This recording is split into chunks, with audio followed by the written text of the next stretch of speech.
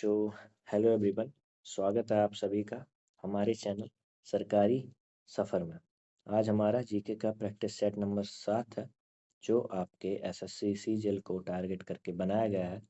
लेकिन आप सभी बाकी वनडे एग्ज़ाम्स के लिए ले सकते हैं, जहाँ पर भी जीके आती है उन सभी के लिए ये बेनिफिशियल रहेगा। और हमारी क्लास की जो टाइमिंग है वो सुबह 10 बजे है। अल्टरनेट डेज पर सोमवार, बुधवार और शुक्रवार को आपको सुबह 10 बजे क्लास ये मिल जाती है। चलो फिर शुरू करते हैं अपनी क्लास को। इसमें पहला क्वेश्चन है, भारत और यूरोपीय यूनियन ने मुक्त व्यापार समझौते एफटीए पर हस्ताक्षर कब किए? 26 जनवरी 2026 को, 27 जनवरी 2026 को, 1 अप्रैल 2026 को या फिर 1 जुलाई 2026 को। तो वो किए हैं आपके ऑप्शन बी 27 जनवरी 2026 को इन्होंने हस्ताक्षर किए हैं। और इसे mother of mother of the old deal कहा जाता है। Mother of the old deal, mother of the old deal भी कहा जाता है। ठीक है। अगला question, India AI impact summit 2026 कहाँ शुरू हुई? मुंबई में, बेंगलुरु में, नई दिल्ली में या फिर हैदराबाद में? तो वो शुरू हुई है आपकी ऑप्शन सी, नई दिल्ली में इंडिया एआई इम्पैक्ट समिट शुरू हुई है। और इसकी थीम क्या है? इसकी जो थीम थी वो है एआई फॉर ऑल। क्या? एआई फॉर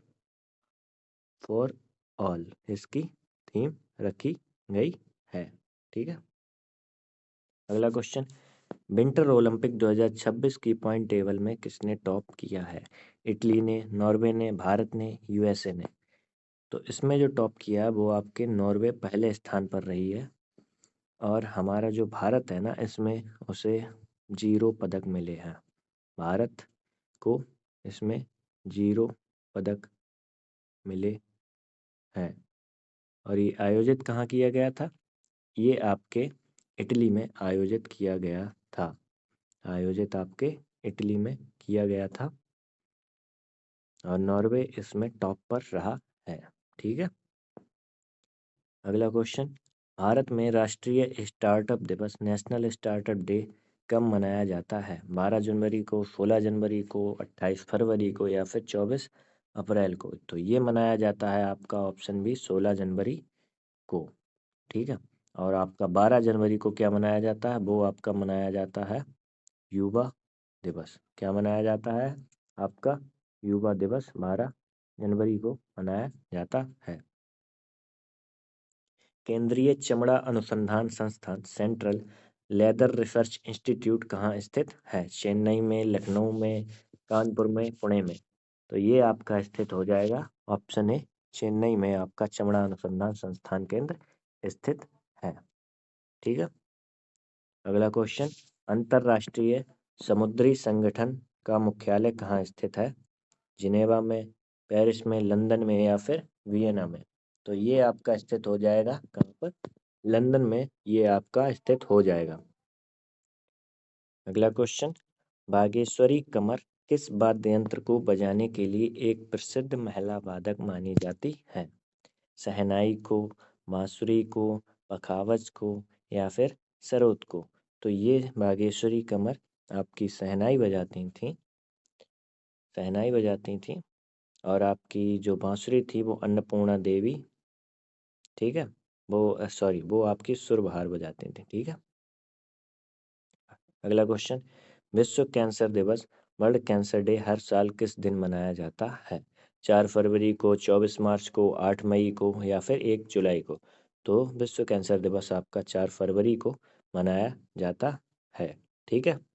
4 फरवरी को विश्व कैंसर दिवस आपका मनाया जाता है। और 24 मार्च को आपका विश्व टीबी टीबी दिवस मनाया जाता है, वर्ल्ड टीबी डे। ठीक है। वर्ल्ड टीबी डे आपका 24 मार्च को मनाया जाता है। अगला क्वेश्चन, राष्ट्रीय अभिलेखागार national archives day of India की स्थापना किस वर्ष हुई थी? 1891 में, 1942 में, 1950 में या फिर 1969 में? तो राष्ट्रीय अभिलेखागार की स्थापना आपकी 1891 में हुई थी। ऑप्शन ए 1891 इसका राइट आंसर हो जाएगा। अगला क्वेश्चन, भारत के वित्त आयोग का गठन संविधान के किस अनुच्छेद के तहत किया जाता है? Under which article of the constitution is the finance commission of India constituted? अनुच्छेद 280 के तहत, अनुच्छेद 324 के तहत, अनुच्छेद 148 के तहत या फिर अनुच्छेद 315 के तहत? तो वित्त आयोग का गठन आपके अनुच्छेद 280 के तहत किया जाता है और 324 अनुच्छेद 324 आपका चुनाव आयोग से संबंधित हो जाएगा। इससे चुनाव आयोग से संबंधित आपका 324 हो जाएगा और आपका अनुच्छेद 315 है, ये आपके यूपीएससी, संघ लोक सेवा आयोग और आपके SPSC state public service commission आयोग से संबंधित होते हैं। अगला क्वेश्चन, कोई विधेयक धन विधेयक मनी बिल है या नहीं, इसका अंतिम निर्णय कौन करता है? भारत के राष्ट्रपति करते हैं, वित्त मंत्री करते हैं, लोकसभा अध्यक्ष करते हैं या फिर भारत के प्रधानमंत्री करते हैं? तो ये कहते हैं आपके लोकसभा अध्यक्ष डिसाइड करते हैं कि वो धन विधेयक मनी बिल है या नहीं। ठीक है। 12वां क्वेश्चन, भारत के पहले महान्यायवादी अटॉर्नी जनरल कौन थे? Who was the first attorney general of India? R Venkataramani, M C Setalvad, Sukumar Sen या फिर आपके जी बी मावलंकर? तो वो भारत के जो पहले महान्यायवादी थे वो आपके थे M C Setalvad. Option B इसका राइट आंसर हो जाएगा। अगला क्वेश्चन, निम्नलिखित में से कौन सी सिंधु घाटी सभ्यता की एक प्राचीन बंदरगाह पोर्ट साइट है? Which of the following is an ancient fort site of Indus Valley civilization? Lothal आपका, कालीबंगा, बनावली या फिर आपका मोहनजोदड़ो? तो इसका राइट आंसर आपका लोथल ऑप्शन ए हो जाएगा। और लोथल कहाँ पर है? ये आपके गुजरात, जी लिख देता हूँ कि भोगवा नदी के तट पर है। इस पे भोगवा नदी के किनारे ये शहर था लोथल आपका। ठीक है। और कालीबंगा जो है ना वो आपके कहाँ हो जाएगा? वो आपके राजस्थान आरजे में हो जाएगा। ठीक है। अगला क्वेश्चन, 1192 के द्वितीय युद्ध में पृथ्वीराज चौहान को किसने हराया था? महमूद गजनबी ने, कुतुबुद्दीन ऐबक ने, बाबर ने या फिर मोहम्मद गौरी ने? तो दूसरे युद्ध में पृथ्वीराज चौहान को जिसने हराया था वो था आपका मोहम्मद गौरी। और ठीक 1 साल पहले 1191 में इसने तराइन का फर्स्ट युद्ध किया था जिसमें पृथ्वीराज चौहान ने मोहम्मद गौरी को हराया था। ठीक है। और जो कुतुबुद्दीन ऐबक है ये मोहम्मद गौरी का गुलाम था और इसने 1206 में गुलाम वंश की स्थापना दिल्ली में की थी। इसने गुलाम वंश की स्थापना शुरुआत की थी। ठीक है। अगला क्वेश्चन, छत्रपति शिवाजी महाराज ने 1674 में किस किले में अपना राज्याभिषेक कोरोनेशन करवाया था? शिवनेरी के किले में, रायगढ़ के किले में, प्रतापगढ़ के किले में या फिर पुरंदर के किले में? तो जो शिवनेरी का किला था वहाँ पर 1630 में छत्रपति शिवाजी महाराज का जन्म हुआ था। कब हुआ था? जन्म हुआ था कब? 1630 में आपके शिवनेरी के किले में। लेकिन जहाँ राज्याभिषेक कराया था वो था आपका ऑप्शन बी रायगढ़ का किला। और यहाँ पर इन्होंने अपने आप को स्वतंत्र शासक घोषित कर दिया था। अगला क्वेश्चन, अपनी धुरी पर 98 डिग्री झुके होने के कारण किस ग्रह को ग्रीन प्लैनेट या रोलिंग प्लैनेट के नाम से जाना जाता है? मंगल को, शुक्र को, अरुण को या फिर बृहस्पति को? तो वो जाना जाता है आपका ऑप्शन सी अरुण। इसका राइट आंसर हो जाएगा। ठीक है। और जो अरुण की खोज है ना वो किसने की थी? वो की थी आपके विलियम हर्शेल ने। किसने? विलियम हर्शेल ने इसकी खोज की थी। कब की थी? इसकी खोज 1781 में की थी। यहाँ पर खोज लिख देता हूँ मैं। इसकी खोज 1781 में विलियम हर्शेल ने की थी। ठीक है। अगला क्वेश्चन, केरल और कर्नाटक में मानसून पूर्व की वर्षा को क्या कहा जाता है जो कॉफी के फूलों के खिलने में मदद करती है। What are the pre-monsoon showers in Kerala and Karnataka called that help in the blossoming of coffee flower? Mango shower कहते हैं, ब्लोजम सावर कहते हैं, काल वैसाखी कहते हैं, नार्वेस्टर कहते हैं। ब्लोजमिंग से अंदाज़ा लगा सकते हैं आप इसका राइट आंसर क्या हो सकता है, तो वो वही होगा ऑप्शन बी आपका ब्लोजम सावर। यह जो है ना, ये एक प्री मानसून वर्षा है जो केरल के आसपास के इलाकों में होती है, और जो मैंगो सावर होते हैं ये जो है ना केरल और तटीय कर्नाटक में ये होती है। और ये मैंगो सावर इसलिए कहते हैं क्योंकि ये बारिश आमों को पकने में मदद करती है। ठीक है, अगला क्वेश्चन, भारत का सबसे लंबा राष्ट्रीय जलमार्ग नेशनल वाटरवे किस नदी प्रणाली पर स्थित है? गंगा, भागीरथी, हुगली पर, या फिर ब्रह्मपुत्र पर, या गोदावरी पर, या फिर कृष्णा नदी के किनारे? तो भारत का जो सबसे लंबा राष्ट्रीय जलमार्ग है नेशनल वाटरवे 1, वो आपका गंगा, भागीरथी, हुगली पर है। और राष्ट्रीय जलमार्ग जो 2 है नेशनल वाटरवे 2, वो असम में ब्रह्मपुत्र नदी के किनारे है। मैं लिख देता हूँ NW2, नेशनल वाटरवे आपका ब्रह्मपुत्र पर है। कहाँ पर? वो हो जाएगा आपके असम में। ठीक है, आपके असम में ये हो जाएगा।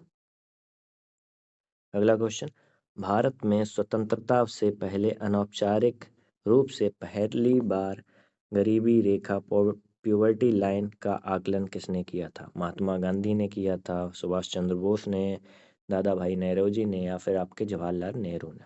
तो वो किया था आपके दादा भाई नेहरू जी ने इसका गरीबी रेखा का आकलन किया था। और इनकी एक प्रसिद्ध पुस्तक भी है जिसका नाम हो जाएगा puberty and puberty and un-British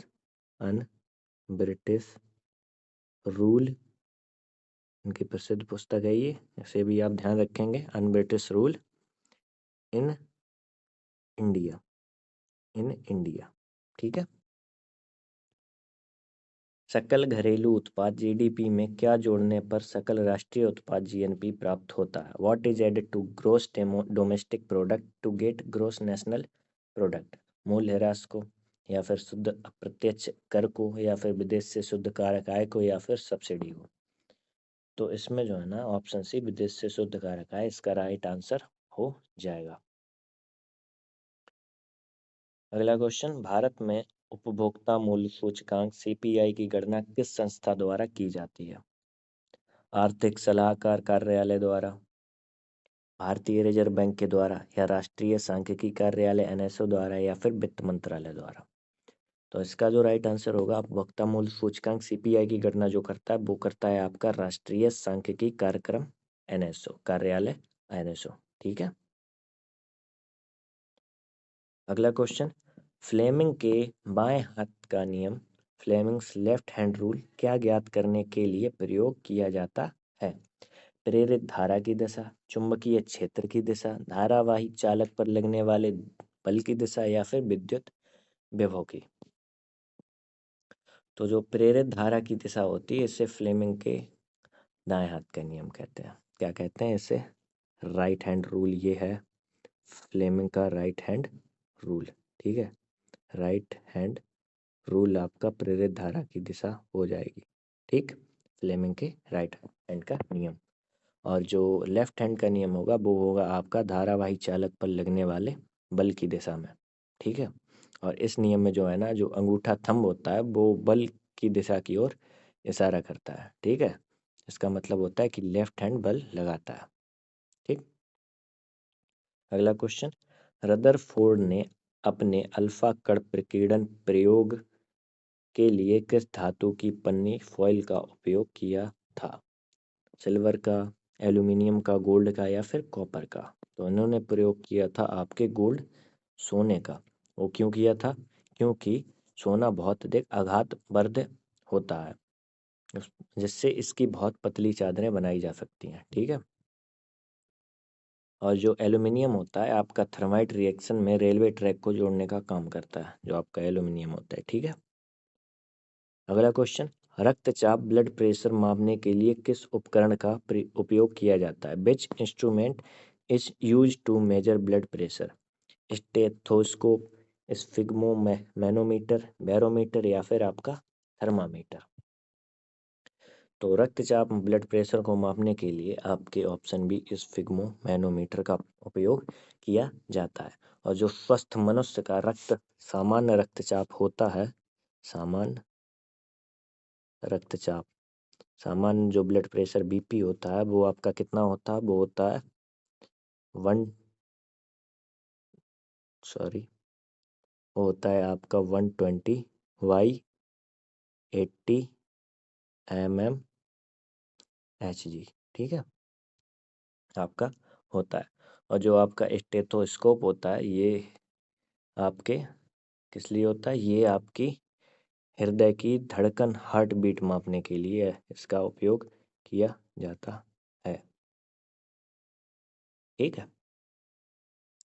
अगला क्वेश्चन, किस रक्त समूह को सर्वग्राही यूनिवर्सल एक्सेप्टर माना जाता है? Which blood is group known as the universal acceptor? O negative, O positive, A B positive या फिर आपका ए पॉजिटिव? सर्वग्राही पूछा है, अगर मैं सर्वदाता की बात करूं तो वो आपका ओ नेगेटिव होगा। ओ नेगेटिव आपका सर्वदाता होता है, यानी ये किसी भी ब्लड ग्रुप को अपना खून दे सकता है और वो इसे स्वीकार कर लेगा। ये एक यूनिवर्सल डोनर है, ठीक है। और जो आपका सर्वग्राही होता है वो होता है आपका ए बी पॉजिटिव, ठीक है। ए बी पॉजिटिव सबसे रक्त ले सकता है। और रक्त समूह प्रणाली की खोज जो है ना वो आपके किसने की थी, कार्ल लैंडस्टेनर ने की थी। तो इसी के साथ आज के हमारे टोटल 25 क्वेश्चन प्रैक्टिस सेट के समाप्त होते हैं। आपका जो भी स्कोर रहा हो आप हमें कमेंट बॉक्स में बताएंगे। और हमारे चैनल को सपोर्ट करिए अगर आपको सेशन अच्छा लगा हो। बाकी थैंक यू सो मच, मिलते हैं अपने अगले सेशन में।